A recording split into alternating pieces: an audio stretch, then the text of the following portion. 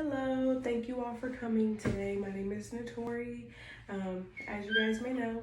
Um, but I just want to thank you guys for all coming out today for my lesson. Today's lesson is going to be about demonstration techniques.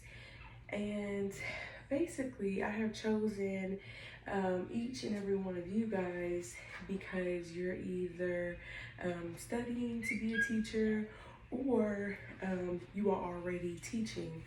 And so I thought you guys would be the perfect audience for the lesson that I want to present, which will be the demonstration techniques. And so we're just going to go over the techniques that I have listed or plan to talk about. We're going to do a brief activity that maybe you guys can take home with you, or maybe, it spark an idea for you to go home to do this activity. But the agenda for today is to be able to explain explain the purpose of demos and list the steps to your demo, and also participate in the demo activity, which is for our agenda today, what we're going to do. So we're going to go ahead and get started. So when would you use a demo?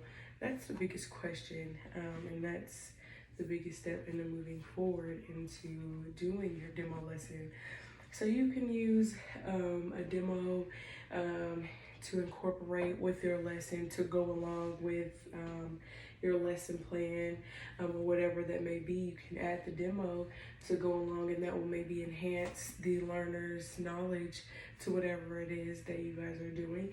You can also use the demo to explain an activity that you're going to do, which can also be incorporated into your lesson. So there's a lot of ways that teachers use demos for their classrooms. And also another thing, when we are using demos, especially with children, I think that it's important that you know how to have good classroom management, have to know how to keep your kids,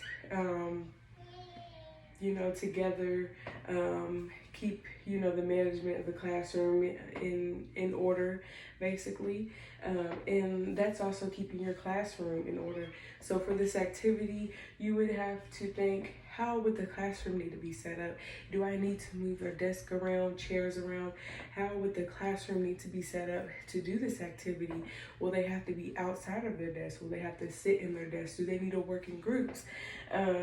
So that's things that you have to know ahead of time so that you can go ahead and have the classroom set up before the kids come in for their for the day and before the lesson, so that you don't spend so much time trying to get your classroom together for the lesson.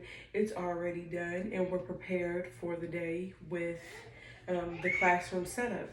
So that's another important thing to think about when doing the demo. How will it work inside of my classroom and the classroom setup? Once we figure out how the classroom needs to be set up, then okay, we're gonna go ahead and get started. So then we get started, we're gonna be talking about a lesson for the day. So let's say, hypothetically, we are talking about mammals and reptiles. So we're teaching our kids about mammals and reptiles, and we're going to keep this in mind for the rest of the lesson, because this is what we are going to be teaching for this portion of our lesson for the day. So next, we have our activity. Our activity is now, so we have learned about mammals and reptiles. We are going to create a Venn diagram. And when coming up with your demo, what's next? Well, we have to explain the steps or what materials you'll need rather. What materials will we need to create a Venn diagram? Well, everyone will need to pull out a piece of paper. So you would ask all of your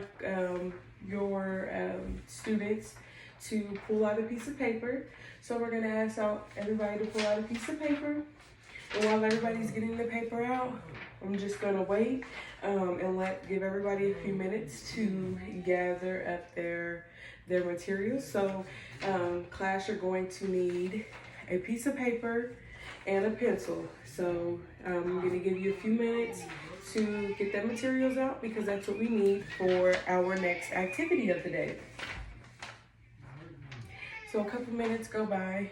Now, I need everyone's attention. So you could do that by raising your hand as the teacher, raising your hand, letting the kids know, okay, I need your attention now, because you need your students' attention to be able to go into the next step. So that's another important thing, that when you are giving the steps, making sure you have everyone's attention.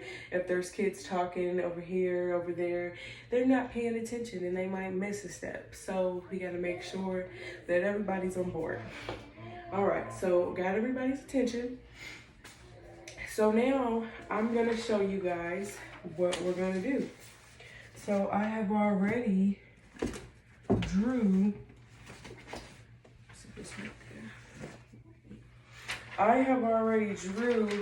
my Venn diagram. I'm gonna walk around and show everyone. Right up to the camera. I'm not really good at drawing, but I have drew my Venn diagram. So that's what I need everyone to do. So what is a Venn diagram? A Venn diagram is two circles together overlapping, just like how I have done so. And with that being said, once you have drawn your two circles, I need everyone to stop and put their pens down. That would be our next step. So everyone has drawn their two circles. Put their pencils down. And now we are going to move on to our next step. Now, on one circle, you are going to write mammals. And on this side, you are going to write reptiles. So I'm going to give everyone a moment to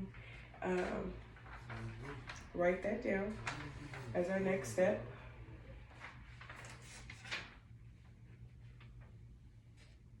And also, you can, if you want to, you can maybe write down here or somewhere, same or both, right here. And then something else I forgot to add, if your students don't know what a Venn diagram is, we would explain. So a Venn diagram, well, the purpose of our Venn diagram today is we are going to explain the similarities and differences of mammals and reptiles. So under this circle, where it says mammals, we are going to write what makes a mammal a mammal. So that's going to be the same thing over on the reptile side. And these are going to show the differences of each, a mammal and a reptile. So that is the next step, to have students go ahead and write what they know and incorporate what we just talked about. So that would be part of the lesson when we talked about mammals and reptiles. They're going to incorporate what makes them unique. And then in the middle, we're going to do what makes them the same. So before you start writing, just know that the outside is going to be what makes a mammal a mammal, what's going to make a reptile a reptile. And in the middle, we're going to put right here what makes them the same. So now you have listed the steps to the demo. So I have listed the steps to the demo, shown what we need to do to create this Venn diagram. And then you will give your students, so you can either give each student give your students a moment to do each section of the Venn diagram. And this goes for any activity, you know. If you want to stop them at each point of the steps, depending on your class, and you know your class and you want everyone to do it the correct way, then you may have to stop in between steps and make sure everyone's on track. It just all depends on your class. So now we've listed the steps to the demo and we have participated in our demo activity. And these are just great, especially with elementary students, to just show them what it is that we're doing, and kind of get them engaged, doing something different. You can have students work inside groups, you know, depending on how your classroom is, just to give them a chance to be able to branch off and do something different from just a lecture, just having to sit there and listen, you know, kind of get them, you know, they get a little antsy. So we could even do something like watch a video or get up and do an activity where you're moving around. When it comes to demos, they're just really important, especially when teaching, to be able to get them focused and kind of get their minds wandering other ways instead of just all focused on one thing, just listening to hear you talk. They're actually doing something else. So let's see. What's next? All right. So we have explained our purpose of the demo, we've listed the steps to the demo, and we participated in the demo activity. So I hope today I have given you guys, you know, some good tips on how to present a demo activity. I know it was kind of a simple activity, but it just all really depends on what it is that you're teaching your class as to what kind of activities you guys can do.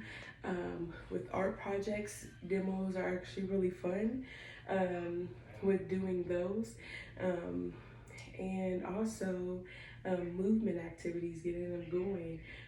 You can also use demos for that as well. So I hope everyone has enjoyed our lesson. I thank you again for coming out, and you all have a great day.